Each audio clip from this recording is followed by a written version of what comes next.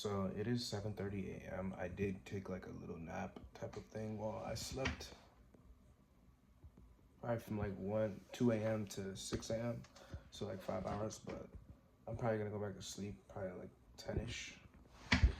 But what was I gonna say? There's so much shit in the world going on right now that if I allow myself to get involved in it, then it's not the best mentally for me and psychologically as a life. But there's a war going on between Israel, America, and Iran and some neighboring, you know, affiliated countries. And I'm just wiping this out. Give me a second. So for me, it's like, bro, what do I do? Because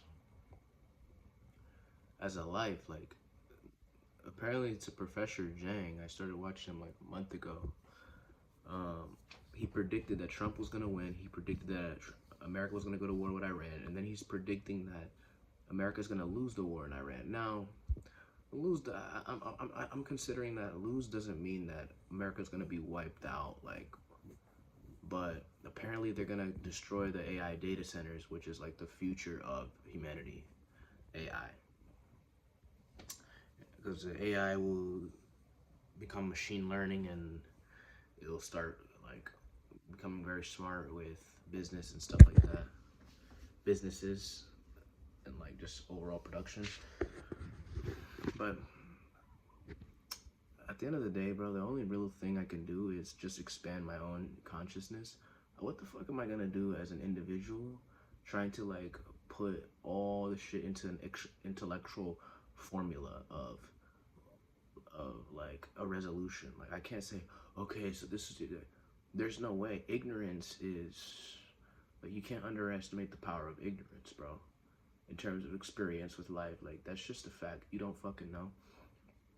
But you know, somebody who's like in like a tough country, I mean, they're ignorant. They don't fucking know. But you know, do they just accept their death? Like, you know what I'm trying to say? Like, you know what I'm trying to say? Like a kid born in like North Korea or some shit. He's not really self-aware. He's just part of this like society, but and they just accept the status quo. And if he didn't accept the status quo, he would just get slaughtered and die. You know, so that's his life gone just like that. So in my particular case, like with this war, do I just completely ignore it and accept the fate of what's gonna happen? You know, so probably, man. The only thing that I can fucking do, in my opinion, why would I get invested in that? I don't know. Like, I'm not the decider of this fucking war.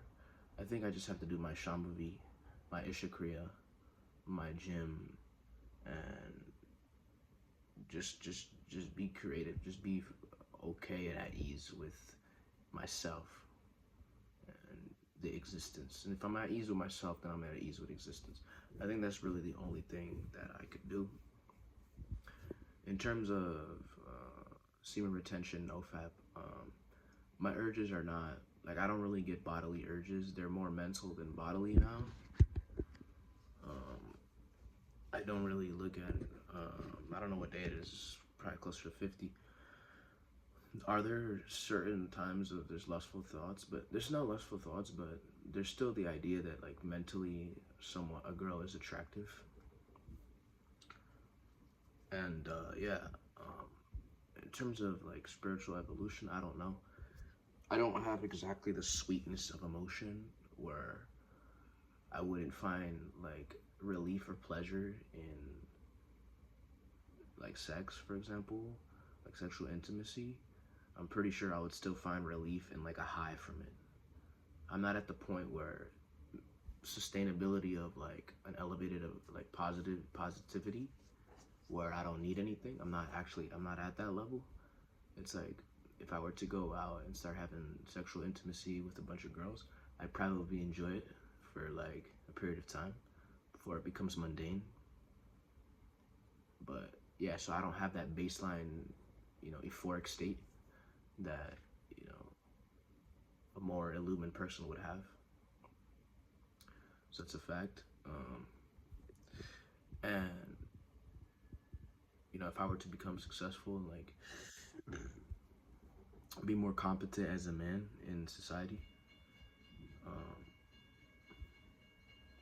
and where girls would be paying more attention to me and giving me more opportunity, I don't necessarily know if I'll indulge in it at this point.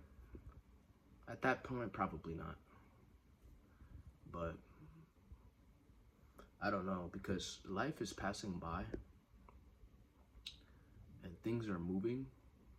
So I wouldn't understand why anybody wouldn't want to try it. But, according to said guru, I just gotta listen to the guru because he knows where it leads.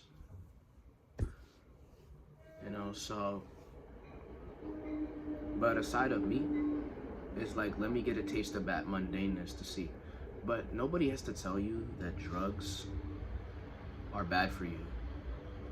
You kind of intrinsically know that drugs are bad for you and you're not gonna try them. So, sexual intimacy for a lot of men out there is like a drug. And they won't settle until they get a taste of it, A natural drug. They won't settle. That destroys people and taints their vision. At the end of the day, the reality of the situation is I have to become more. I just have to realize self. I have to become realize the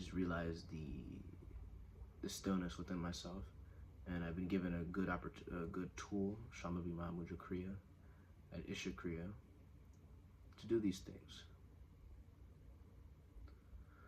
There's innate desire for some type of success where I can just be chilling all day. But then there's innate desire to create something in the world. I don't know why. It's being human, There's desires to create as a human being.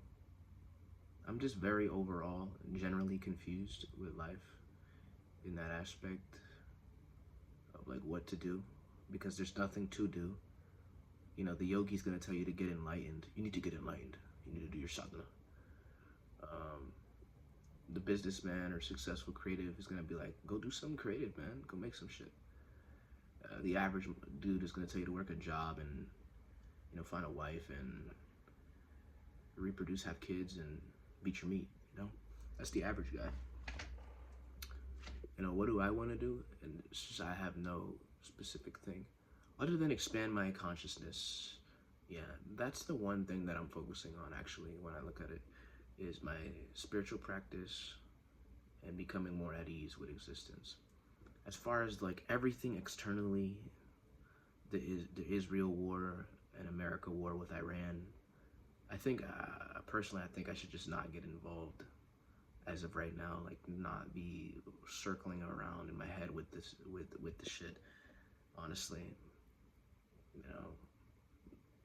there's no fucking point. In history, the most impactful people have been high vibrational people. If you're a low vibrational person, there's not much you can transmit to the world. So if I want to help, simply by raising my vibration as a human, as a consciousness, as an individual, but a byproduct of that is helping the world. So the most important thing is to just simply raise my vibration. This means becoming more positive, more lighthearted, more at ease. If I'm angry all the time, this doesn't do much.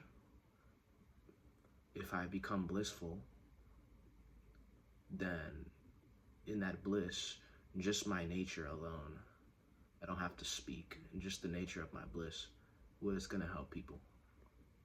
And if I truly become blissful and at ease and clarity of mind, clarity of body, clarity of energy, if I truly become like that, then anything that I partake in, even something simple as going for a walk or taking out the trash, will be with that vibration.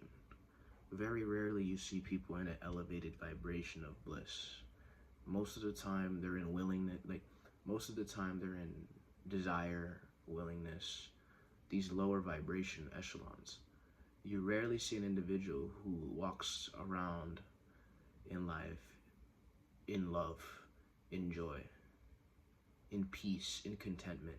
You don't really see this too often from individuals. You mostly see people in desire, anger, frustration, and sometimes, very rarely, willingness too.